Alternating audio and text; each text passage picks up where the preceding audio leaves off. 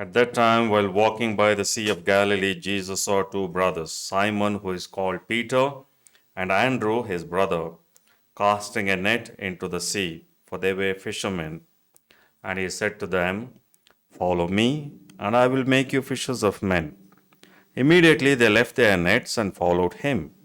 And going on from there, he saw two other brothers, James the son of Zebedee, and John his brother, in the boat with Zebedee their father, mending their nets.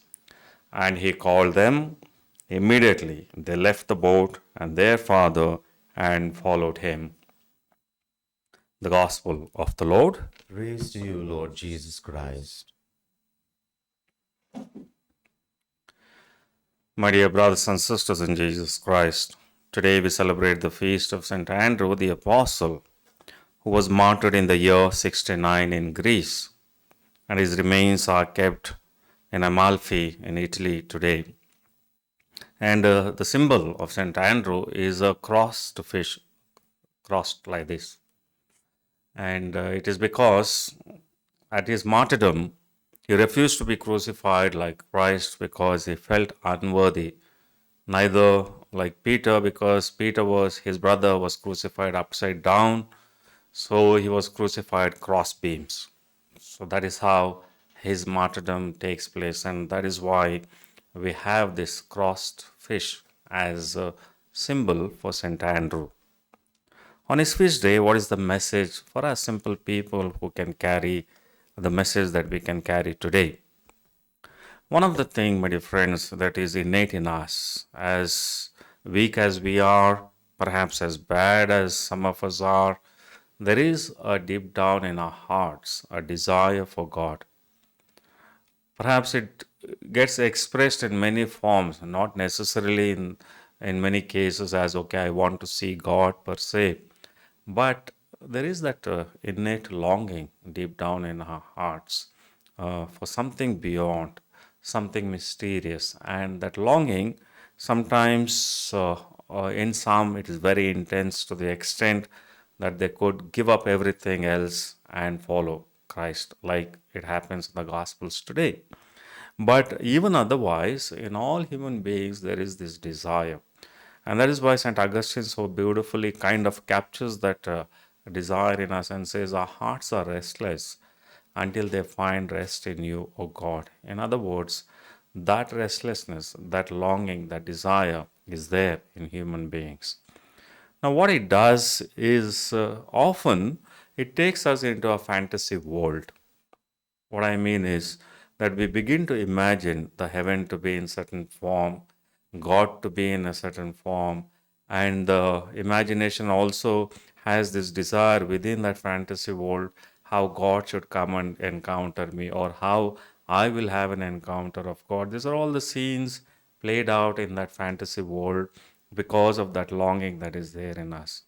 So, today, what the message that the gospel gives on this feast day is this. You take this instant in the gospel, there is nothing extraordinary happening there. There is no scene setting, not like in Sinai that happened where that thunder, lightning before the voice of God was heard. We don't see such dramatic scene setting here. When Jesus encounters Andrew and his brother Peter, it's an ordinary day, and an ordinary day in an ordinary man's life. They were fishermen, they were fishing as usual, perhaps as they were doing every day. They are doing their daily task. It is in that ordinariness of their life that Christ enters at that moment. Nothing extraordinary. There is no scene setting, there is no dramatic entrance. It's a simple ordinary day where simple ordinary fishermen are working and Christ is passing by and he enters their life.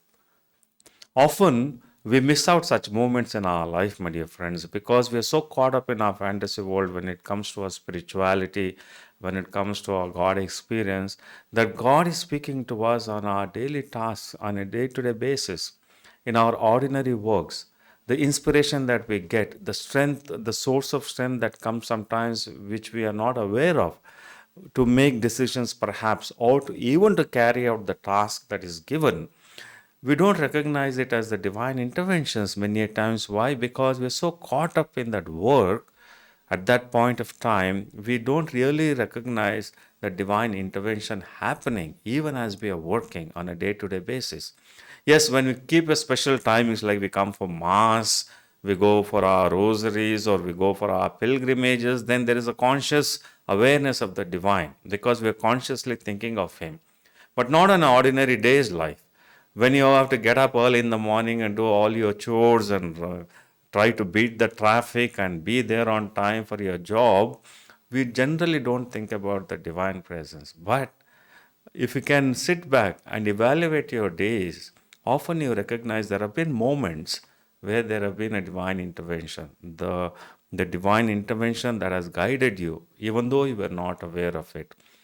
The Feast of St. Andrew reminds us of that, my dear friends, to experience the divine presence in our ordinary days, in our ordinary routine days of work, responsibilities as we go about, because that is how this intervention happens to Andrew and Peter.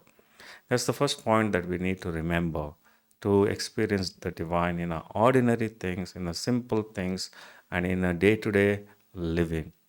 Secondly, every call, my dear friends, is for service. It doesn't matter for which vocation you have been called to, either for priesthood or for a marital life or for a brotherhood or for a singular life, whether you are called for an active ministry or for a monastic life, to be a contemplative, every call is for a service. And that is precisely what we see in the life of St. Andrew, who was willing to lay down his life in service to Christ. Perhaps we may not be called to that extreme sacrifices, but all the same, every call is for service. So let us remember these 2 points today as we celebrate this feast of St. Andrew, that in the ordinariness of our life, God works, He intervenes. We just need that grace to recognize that God is active and alive on a day to day basis in our life. We need to recognize that.